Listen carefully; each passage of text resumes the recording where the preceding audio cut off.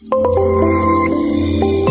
Guerrilla Podcast Syndicate production. Make your content accessible and inclusive to the deaf community. Deaf Interp Training Services provides sign language interpretation for your vlogs, podcasts, webinars, and other online content.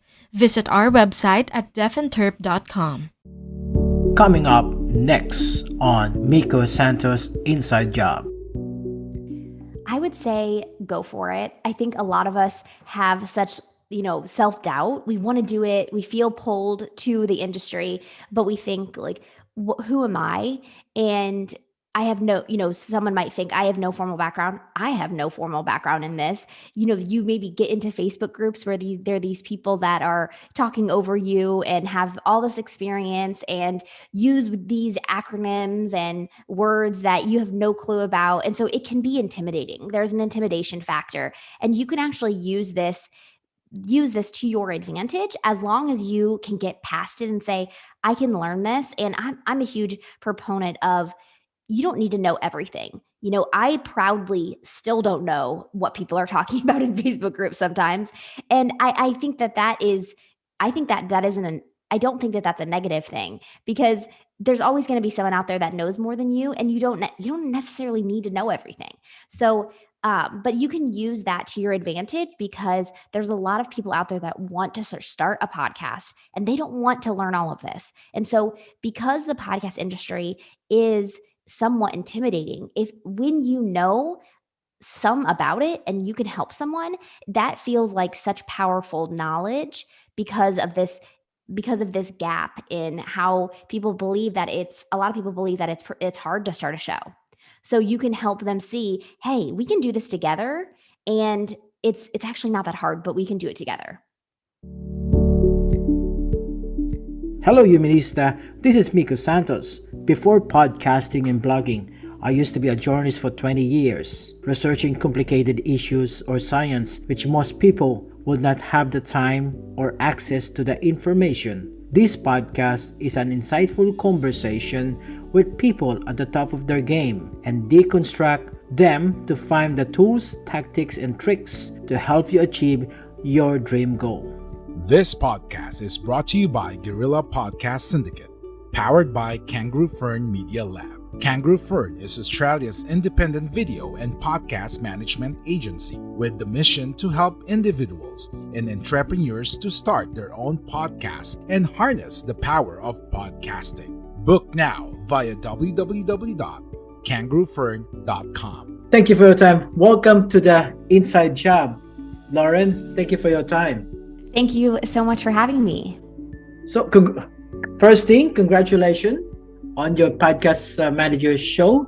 You got 10K download now, and you have 58 episodes. Yes. Yeah, it's been around for almost a year. So, I'm going to be celebrating the 1 year anniversary in just a couple of months. So I've been having a lot of fun with it. With over 90,000 new podcasts started each month, so podcast managers are desperately in need for every podcaster. So there are 1,000 more blogs than podcaster. Lauren, can you tell me about yourself? I was working in fitness back in 2016 and decided that I needed a change, something that would fit my lifestyle and kind of what I wanted moving forward. I had my first daughter in 2016. So my friend and I, for fun, started a podcast about nutrition and fitness in 2016. And we learned everything along the way. We had absolutely no audio background, or, we were just do it yourself type of people. And so we launched that show. It's actually still going to this day. It's been 5 years. So she is doing it solo. She's the solo host. I left doing that show in 2019, I think, so that I could focus more on my business. But yeah, we started that podcast. I'd been listening to podcasts for a couple of years prior, loved them, was obsessed. And so we started that show, and it was a ton of fun. It really inspired me that, there's this whole world of podcasting, and how can I be a part of it?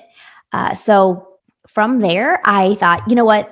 I'm doing all these things behind the scene for the show.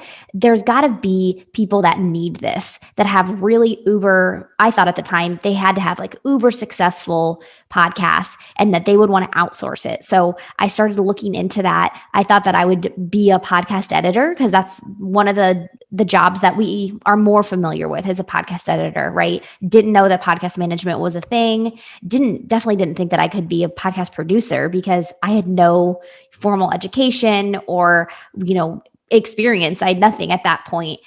So I just dove into how I could get into the podcasting world behind the scenes.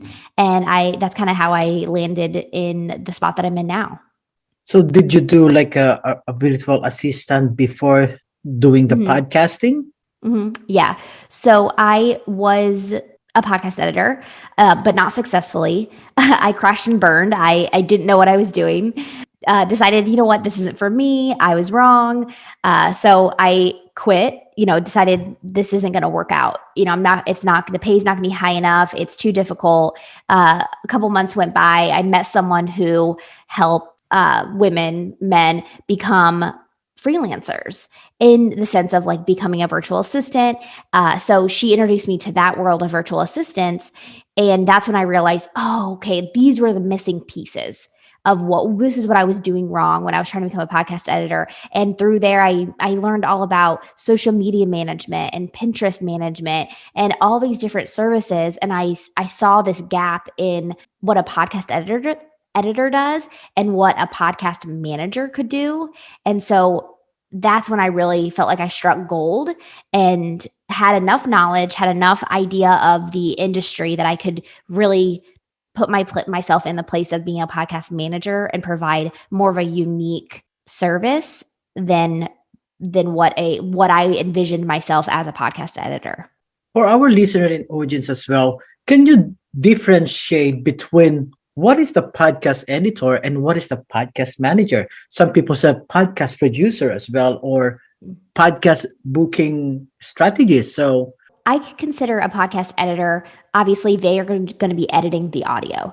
So, and then a podcast manager is going to manage the podcast because it's its own project. So you can think of kind of project management type of stuff like, making sure everything is ready to go, when it needs to be ready to go, and writing episode descriptions and scheduling and writing show notes and creating social media graphics. There's a lot of things between promotion and just getting all the details together. There's a lot of moving parts. If you've been behind the mic before, like, whoa, there's a lot going on here.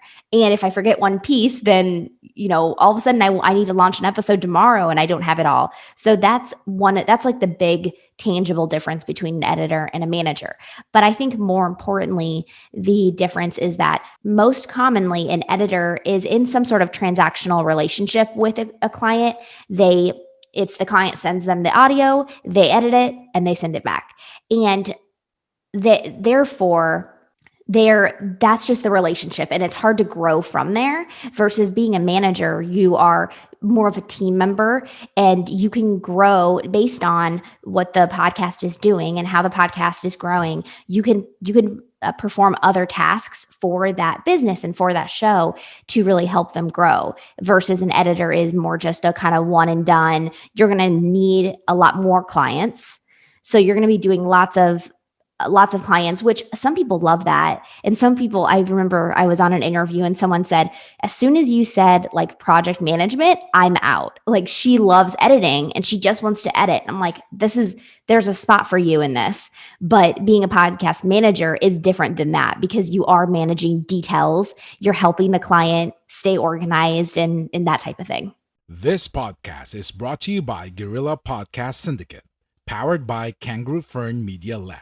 Kangaroo Fern is Australia's independent video and podcast management agency with the mission to help individuals and entrepreneurs to start their own podcasts and harness the power of podcasting. Book now via www.kangaroofern.com. how hard to be a podcast manager? So say you've been doing a freelancing, you've been a virtual, say, assistant for almost 5 years now, and now you're enjoying the podcasting and you're trying to do niching to a on podcasting, how easy or hard to be Mm. the transition? Yeah, I think it is actually a pretty easy transition because if you've been a virtual assistant, then you have a lot of the basics ready to go. You know what it's like working online with a client. You have some of the systems in place that makes that easier. You've been in a relationship with a client, working relationship with a client. So that means, you kind of understand how to set expectations and how to price your services. And that's actually something that I help a lot of people with. So you may need a little help with that. But you've got this groundwork done. It's that you need to probably learn some skills. Maybe you've got some good writing skills or you've done some social media stuff, so you're good there. But as far as really niching down into podcast management or just the podcast industry, you kind of have to submerge yourself in that area. Probably, if you want, learn how to edit. Some podcast managers will outsource their editing, so they're mainly doing everything else besides the editing. That's an option, but you have to get a couple more skills. But I think just what you've done so far is a good groundwork for niching down into podcast management. So, what is the most quality of being a podcast manager? If you want to be a podcast manager, so what do you think is the you need to have Mm. a skill or quality to do that? I've thought a lot about this, and I think that really the quality that you need is to take initiative. I think that's one of the gold pieces that a podcast manager brings to the table is that they will take initiative to and own the project of a podcast. That's when a podcaster can step away a little bit from the show, step away from the daily tasks of the show and do other things in their business, do other things for the podcast, because they know that you will take initiative, you will make sure that things get done. So I guess maybe also consistency, you showing up for your client, not missing deadlines, that type of thing. But yeah, I think initiative is really the biggest piece that will set you apart. So, what is your advice would you give to someone, say, wanting to pursue a career similar to you? I would say go for it. I think a lot of us have such, self doubt. We want to do it. We feel pulled to the industry, but we think, like, who am I? And I have someone might think I have no formal background. I have no formal background in this. You maybe get into Facebook groups where there are these people that are talking over you and have all this experience and use these acronyms and words that you have no clue about. And so it can be intimidating. There's an intimidation factor. And you can actually use this to your advantage as long as you can get past it and say, I can learn this. And I'm a huge proponent of you don't need to know everything.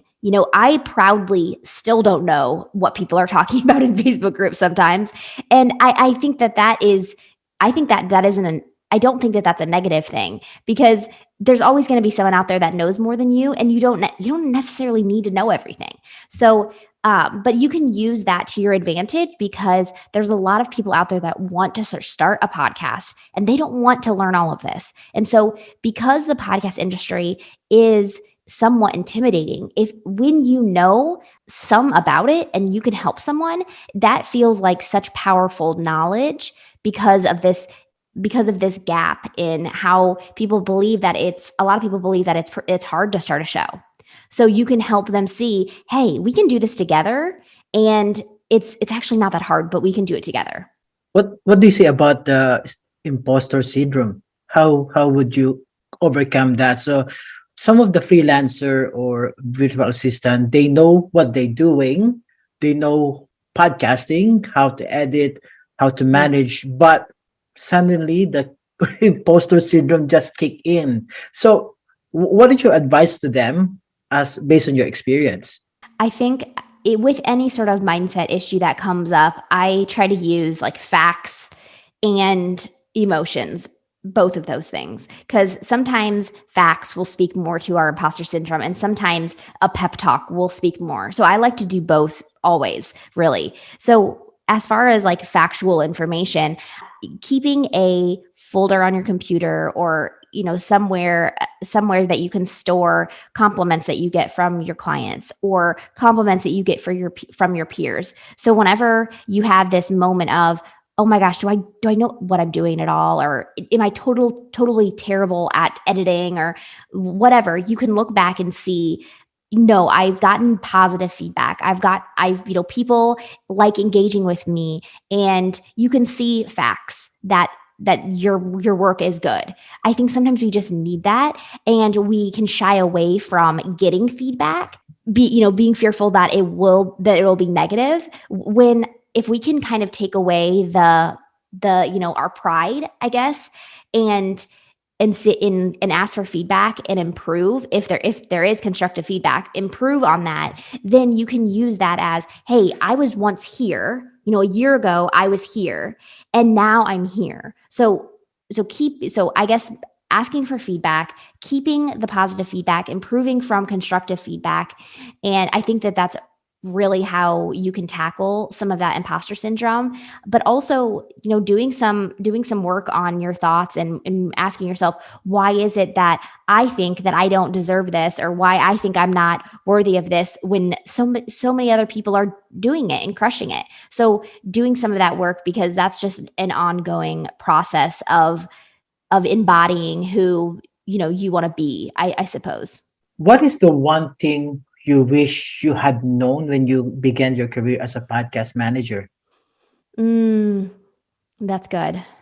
I don't know if there's anything I wish I would have known, but I probably wish I would have saw the value in what I was doing earlier.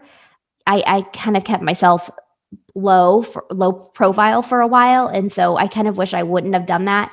But I also had these really great low key clients for a long time that I learned a lot from. And, my rates were really low, which I sort of regret, but it's hard to regret it when I'm so happy with where I'm at now. It's like, who cares, right? So I'd probably just say, like, kind of more where my rates were at, and so I guess probably some of that imposter syndrome. But at the same time, it's like, you know, who cares? It was my journey, so I own it all. So what is your, for our listener and audience as well, what are the best resources that have helped you along the way in your early days as a podcast editor, then podcast manager? Yeah. Yeah. This is really good. I would say that one of the best resources, I think, is each other. So getting in a community with other podcast managers or podcast editors and asking questions, but remembering that overwhelm can happen, where you can feel that feeling of, oh my gosh, I know nothing. So keep that in your mind, but asking other people questions and getting feedback on your work, I think that is a really great resource. Just putting yourself out there in those communities is scary, but I think it can be really, really beneficial. You can learn a lot. So I would say that's one resource. I Other resources, as far as doing the job, being in this industry, I really love podnews.net. So they are a source for podcasting news. So you can kind of stay on top of all of the changes that are happening.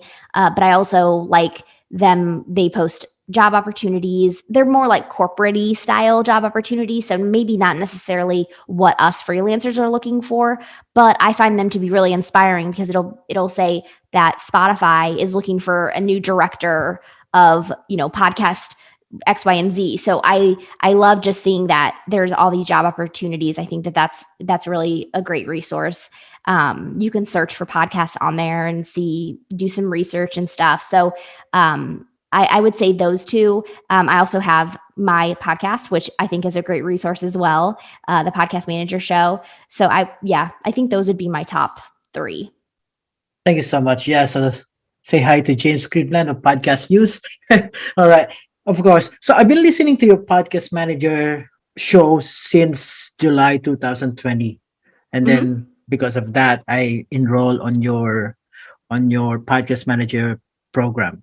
Mhm. Um, what motivates you to get up in the morning and go to work and help Mhm. others, like people who's trying to get into podcasting and become a podcast manager? I think just seeing how this working from home in this way and being part of this podcasting industry has changed my life, in my family's life, I that's so inspiring to me to help other people that are just in, all over the world. We're in opposite parts of the world, and seeing them being able to make a change in their life and having a job that allows them to either travel or be home with their family or somewhere in between. I That's so inspiring to me, and really is my main motivation is to help these individuals come together and start something that they're really excited about, and but also supports them financially and supports their family and supports their interests. And I just think that is so cool. On podcast arena right now in space, there's a lot of happening. So there's an Apple subscription. Spotify is giving more functionality. So there's a lot Mm. of happening. What do you think is the role of podcast manager on this growing space? Because some of the news in podcast industry is that they're using AI now, artificial intelligence, on editing, or they have a lot of plug in. So what is as a podcast manager, where are we now? Yeah, that's a really good question.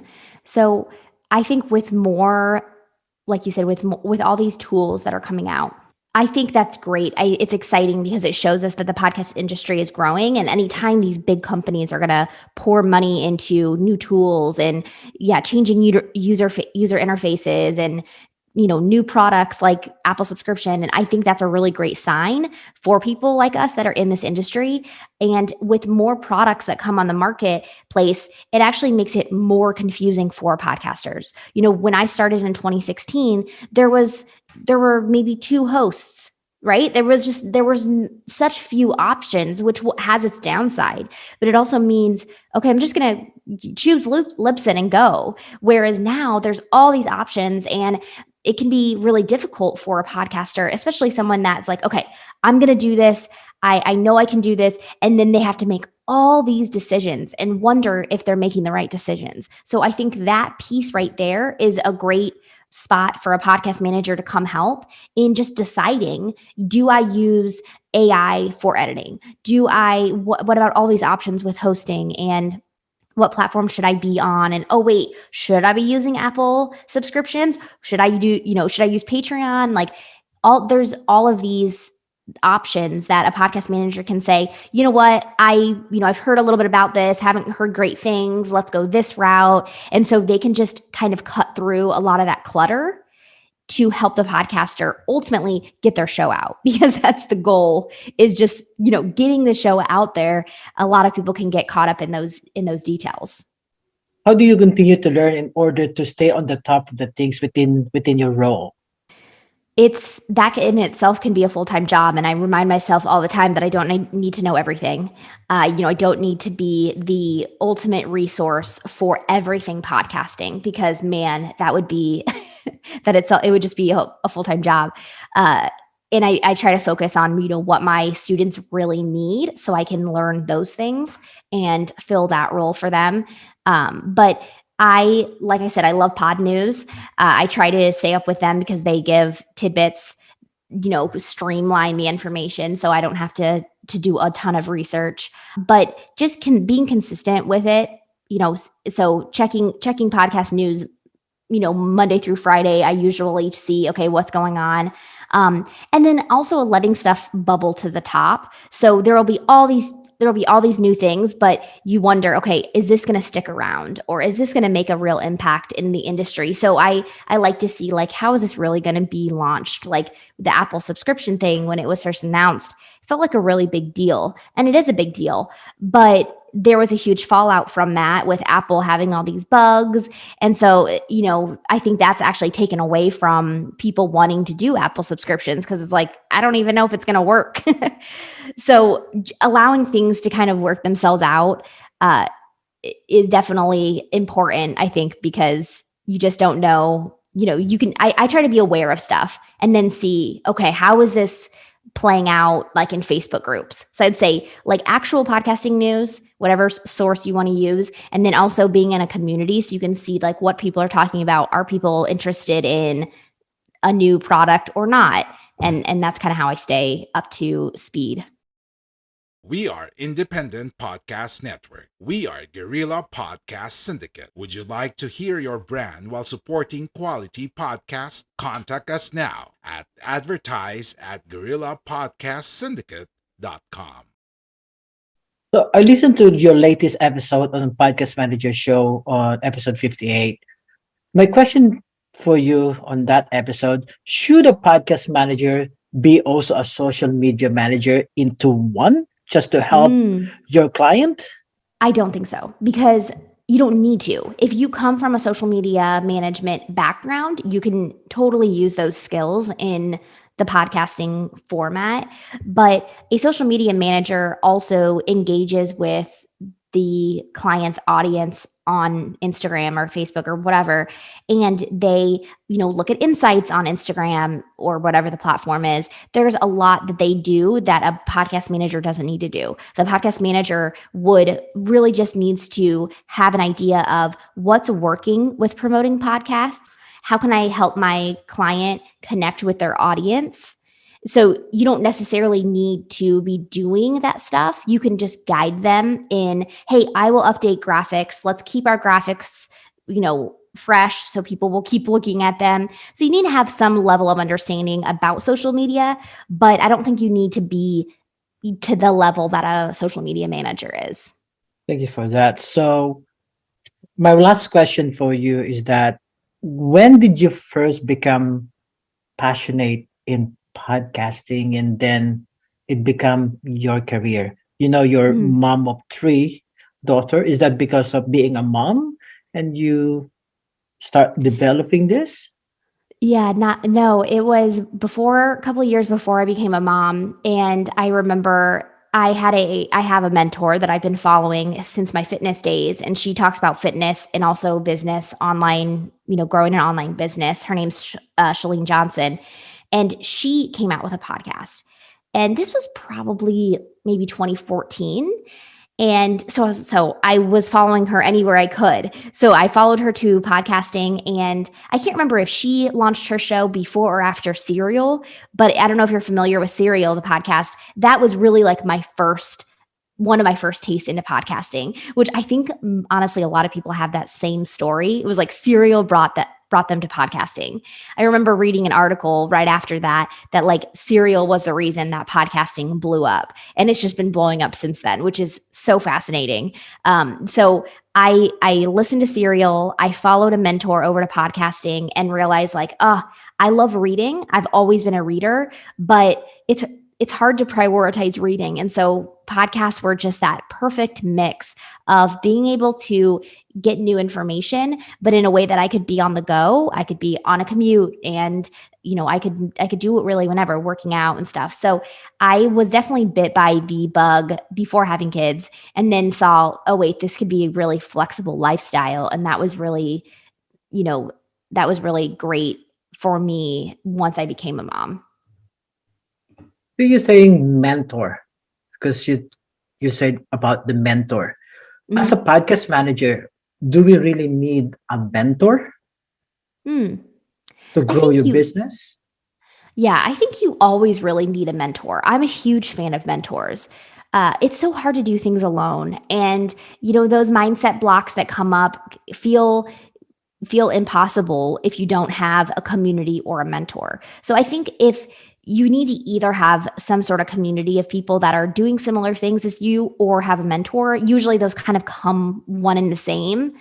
So I would say something, because you need to be able to see, even if your mentor is from far away. Like Shalene Johnson, she's got so many followers. Like she doesn't know who I am. So it's not that it's a one-on-one or even small group mentorship. This is like I was seeing her from far away. So even that, minimally speaking, being able to see where you want to go and envision that, I think that that's just so essential. If not, you could, I think it would be hard to kind of get past some of those harder days. Thank you for that. Do you have any final advice or anything else you want to tell our aspiring podcast manager who's wanted to have a piece of podcasting? Yeah, yeah. I would probably say, if you're having thoughts of like, oh, this sounds so neat, but like, where would I even start? I would say, you know what, join a Facebook group, join a community, take a look around, see, kind of feel it out, start to talk to people, because that's how you can kind of tip your toe in the water. And be aware there will be lots of things that you don't know, and you'll only need to know half of them eventually. But I think that's the best first step if you're considering this, especially if you're thinking, you know can I do this? If you're having those questions of, can I do this? Can I learn a new skill? Go talk to some people that have done that, because I think that those people will inspire you that, oh, this person had no idea either. I could do it just like they do. Thank you for that. Where can our listeners and our audience connect with you online? Yeah, so I am on Instagram at Lauren Wrighton. And I also have a free Facebook group on Facebook, so you can follow me over there. And then my podcast, the Podcast Manager Show. Thank you so much for your time, Lauren. So if you want to connect with Lauren, all the link will be on the show notes. Thank you so much for your time. I know it's been too early on your end, and No, it's been you great. thank you so much. So if you to our listener audience, so you can connect with Lauren on the Instagram. Everything is on the link before. See you next week for another episode of Inside Job. Thank you so much. See ya. Bye. Thank you for listening and watching. Make sure to visit our website at insidejobpodcast.com. Be sure to subscribe. You will notify when a new episode is posted on Apple Podcasts, Google Podcasts, Spotify, or via RSS. If you found value in this show, rate and review this podcast and share it with your friends. You can also join the conversation with me at Inside Job on Facebook, Twitter, and Instagram. I'd love to chat with you over Instagram. Follow me at The Sidestrip. That is TheSidEstrip. So that's The Sidestrip. So that's TheSidEstrip. This podcast is brought to you by Kangaroo Firm Media Lab, Australia's independent video and audio podcast management. And thank you to Deaf and Thirp for our sign language interpretation for our podcast.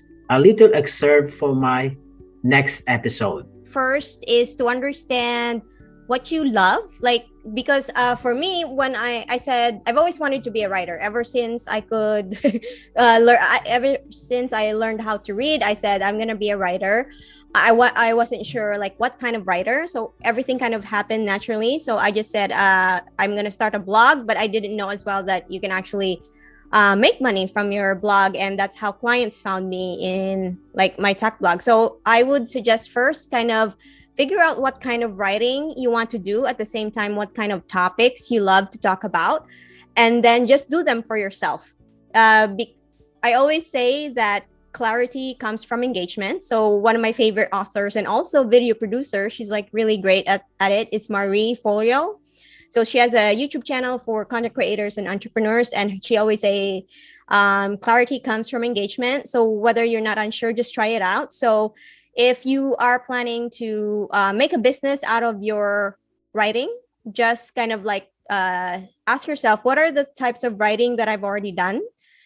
And can I turn it into a business? For example, you've written email copies for your like current, even if you're full-time employee and you write like emails for your boss, that could be considered as copywriting. You just need to hone it. So if you like writing email copies, a lot of people are making a lot of money from email copies.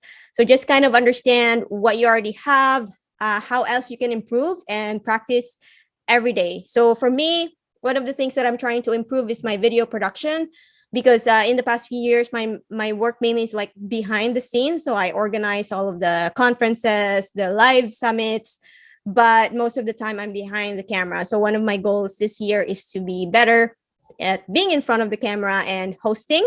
and at the same time, like doing like what you do, like doing all of the things in the background while you're also interviewing. So what I'm doing is I created the show Productive Popcorn because I think it's fun. It combines everything that I like. You'll be able to like conceptualize the episode. You'll be able to write the script. So it's kind of I'm doing it for myself, but at the same time I'm enjoying it. And right now, my family and my coworkers are watching it. So I'm just like taking it one step at a time and understanding, maybe this will help me keep improving. And I'll think about like turning that specific area of my passion into a business. Because right now, my main thing is writing and also video strategy. So hopefully, and I'm trying to transition more into like voice overs and just being in front of the camera and in the production itself.